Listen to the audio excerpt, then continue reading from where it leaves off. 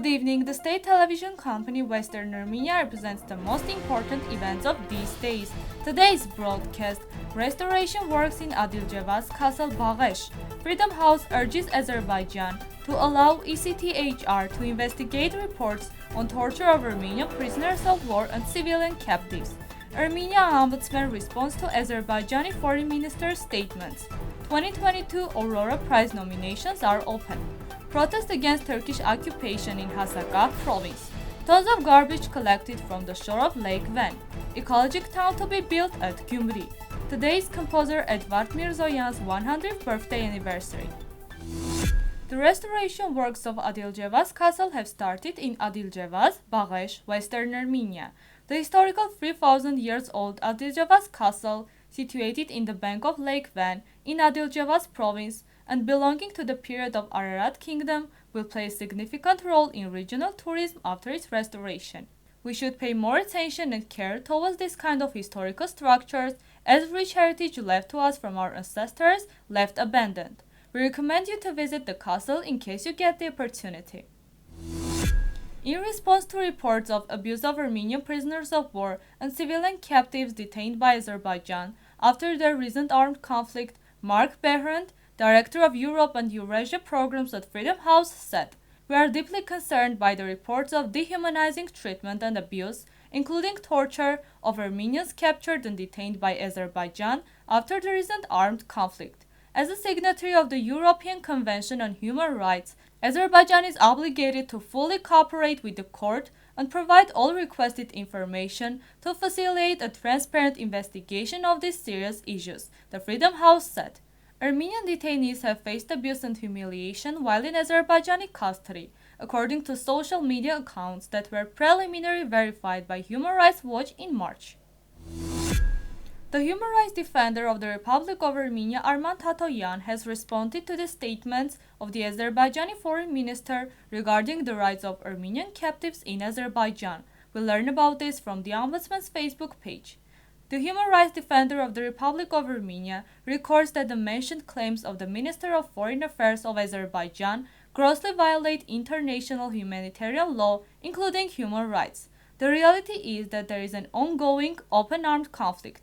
From the point of view of international law, this means that whether or not they have been taken captive after the November 9, 2020 trilateral statement, they are captives in the legal status and must be released immediately, without any preconditions. This issue is artificially delayed by the Azerbaijani authorities. This, however, is a universal requirement for international action, subject to be automatically applied. The release and return of captives should be considered solely in the framework of human rights and the humanitarian process. The absolute urgency of the issue of the release of captives must be considered also in the context of the policy of Armenophobia and enmity of the Azerbaijani authority agencies.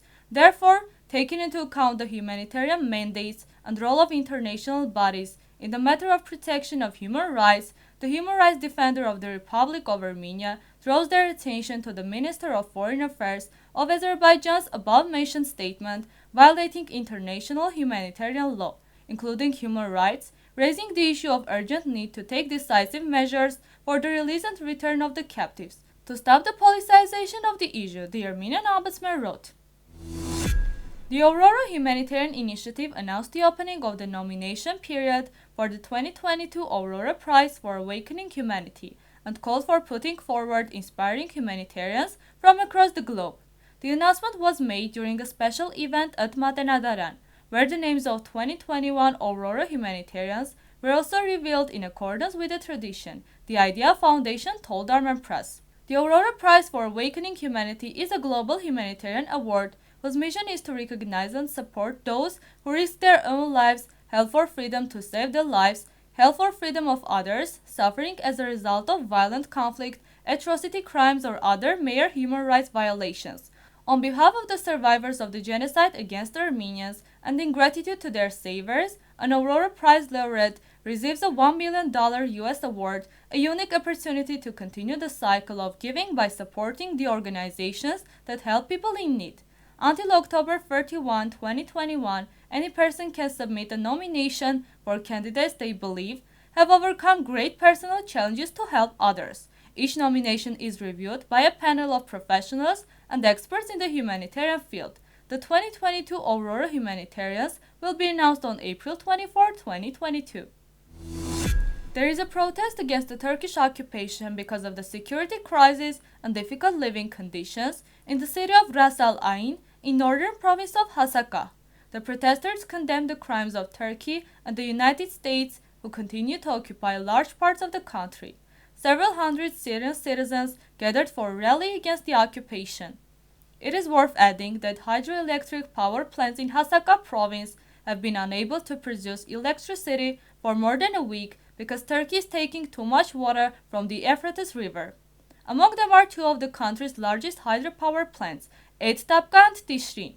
Recall that after 2016, the Turkish armed forces conducted free operations in northern Syria, as a result of which several thousand Turkish military personnel are currently deployed in this part of the Arab Republic.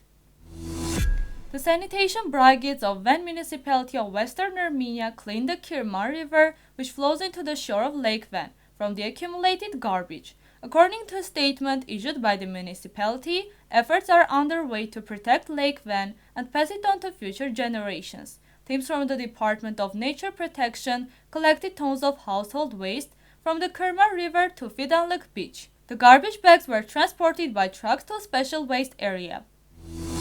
Gyumri Mayor Samvel Balasanyan told in an interview with Aravot.am that an ecological town will be built at Gyumri. The investor is Todd Fabaker from New York, who represents the company Digital Pomegranate. Urigun's area is 21 hectares. He has applied to get an area. We have decided to give it to him. Of course, Todd Fabaker will take part in the meeting of the Council of Elders and will present his program. It would be better to listen to the details, but let me say that there is a foundation and 17 organizations. Job positions, of course, will be created. There will be residential areas, crafts, arts, which will be in line with the culture of our city. Today's Armenian composer, pedagogue, traditional artist of the Republic of Armenia and SSSR, cultural and political figure Edvard Mirzoyan's 100th birthday. Among the remarkable works of Armenian chamber music are the string quartets, Armenia, Holiday, and other cantatas. Among the achievements of Armenian symphonic music are the composer's cello and piano sonata. He has also authored many other works. Ջիվան Տեր-Թադևոսյան, Կոնստանտին Օրբելյան, Ավետ Տերտերյան, Խաչատուր Ավետիսյան, Robert Amirkhanyan, and others were among the composer's students.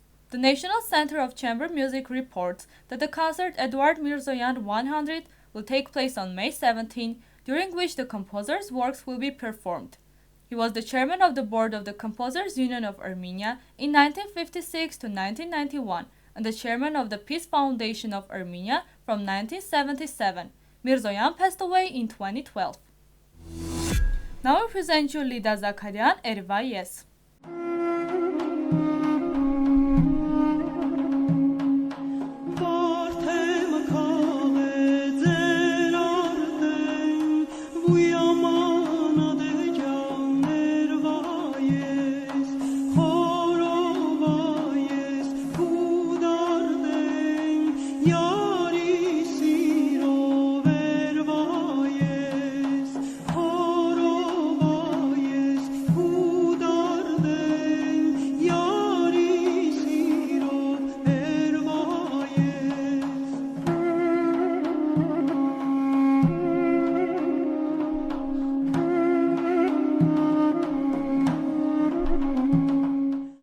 The full version is available on the official website of Western Armenia TV. This was all for today. Goodbye.